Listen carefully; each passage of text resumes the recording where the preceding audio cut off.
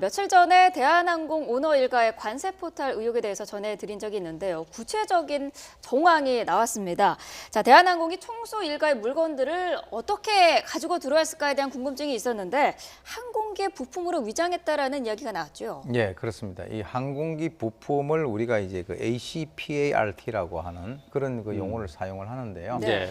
지금 이제 그것이 항공기 부품을 의미를 하고, 만약에 이게 항공기 부품이라고 한다고 해서 이제 물품을 신고하게 되면은 관세법에 따라 가지고 세금을 내지 않습니다. 예, 그래서 이제 이것이 나중에 이제 밀수와 연관이 될 수 있는 그런 가능성이 있는데, 네. 예, 그리고 이제 그 또 기본적으로 이 직원들이 알고 있는 그런 상황에서는 그 KIP, 즉 코리안 에어 VIP라고 해가지고 그것을 보게 되면 이 직원들이 쉽게 이 조양호 회장 일가의 뭐 여러 가지 어떤 그 가구 등, 심지어는 150kg짜리를 큰 거를 들고 들어왔는데도 그것이 이제 회사 물품으로 둔갑을 해서 들어온 거죠. 네. 지금 이제 나오는 것들을 보게 되면은 사실은 이거는 좀 큰 것만 이제 그 얘기를 드리는 건데, 말씀드리는 건데, 그 아동복이라든가 소시지라든가 또는 여성 어떤 패션 옷이라든가 그야말로 지금 이게 이제 그 이 조현민 씨의 그 어떤 갑질 논란으로 인해 가지고 지금 일파만파가 되고 있는데, 네. 실제로 그동안에 이런 여러 가지 어떤 그 불법적인 행위가 어떻게 2018년 이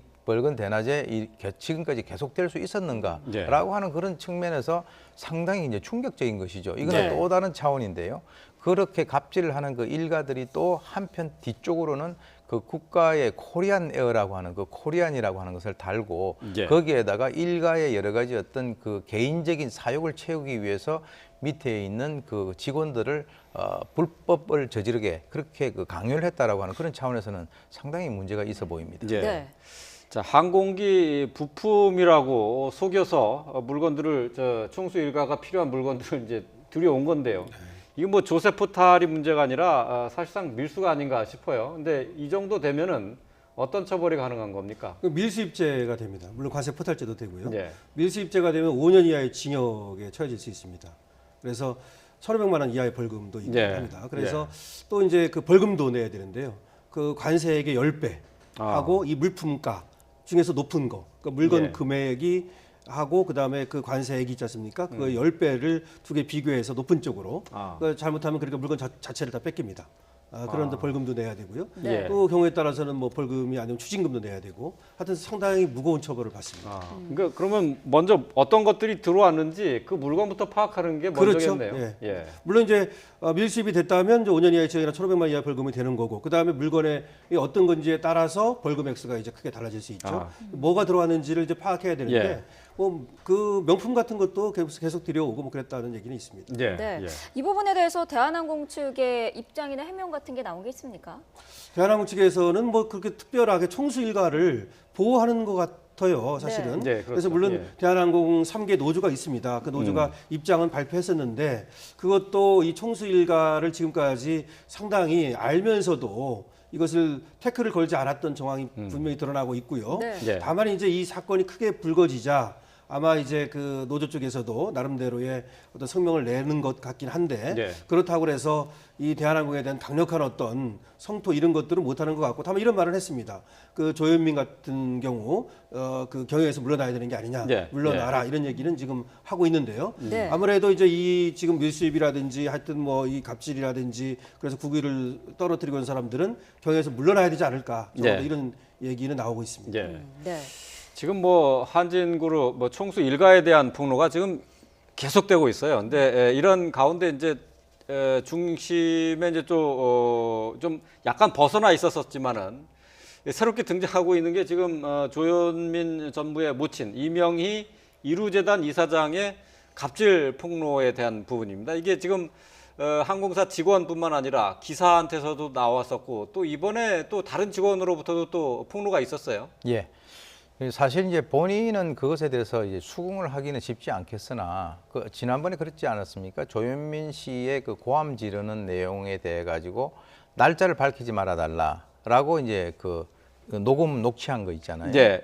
왜 날짜를 밝히지 말아 달라 그러냐면 날짜만 밝히지 않으면 매일 고함을 치기 때문에 본인을 특정할 수가 없다. 이렇게 얘기를 했거든요. 근데 사실은 사실 이게 이 두 사람의 어머니에 대해서는 이번에 처음 얘기가 나왔는데 지난번에 4년 전에 2014년에 조연아 씨의 그 땅콩 해양 사건하고 이번에 18년에 그 조현민 씨의 그 갑질 사건 이 두 개를 보게 되니까 이것이 가장 근본적인 것이 조심스럽게 제가 말씀을 드립니다만 이 가정교육과 상당히 문제가 있지 않느냐.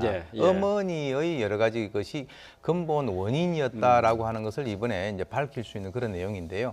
사실 이제 이명희 씨 같은 경우도 실제로는 그 하얏트 호텔에서 본인이 아주 아끼고 있는 그 조경을 하는 부분이 있다예요. 그런데 거기에서 마음에 들지 않는다라고 해서 화단에 있는 화초를 뽑아서 그 안에 그 밑에 있는 뿌리가 어느 정도 되는지 모르겠습니다만 그것을 갖다가 얼굴에 던지고 그리고 이제 주위에 있는 뭐 가정부라든가 기사라든가 이런 사람들에 대해 가지고 지속적으로 어떤 그 욕설이라든가 이런 것들이 있어가지고 어젠가요? 그것도 이제 하나 녹취가 돼서 나오지 않았습니까? 근데 대한항공에서는 그 사람이 바로 이명희 씨의 그 목소리를 확인해 줄 수 없다라고 얘기를 하지만 상당히 이제 궁색하게 들리고요.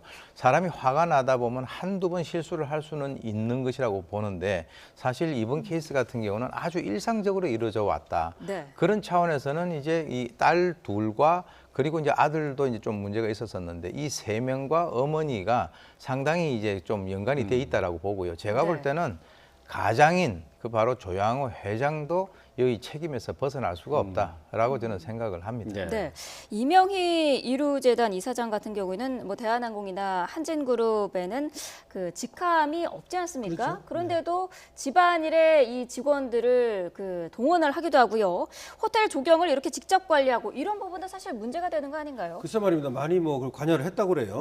총수 일가라고 하는 뭐 이걸로 이제 근데 대한항공의 분위기가 거의 뭐 황제 또는 뭐 황후 이렇게 그 대하듯이 또는 뭐 그렇게 어떤 직원에 대한 취급이라든가 이런 것들이 좀 다른 기업하고는 상당히 굉장히 그 좀 그렇게 좀 독직적인 어떤 이런 것 같아요. 근데 왜 그러냐면 지금 대한항공이 민주적인 노조가 외부 견제가 지금까지 좀 약하지 않았나 이런 얘기가 있어요.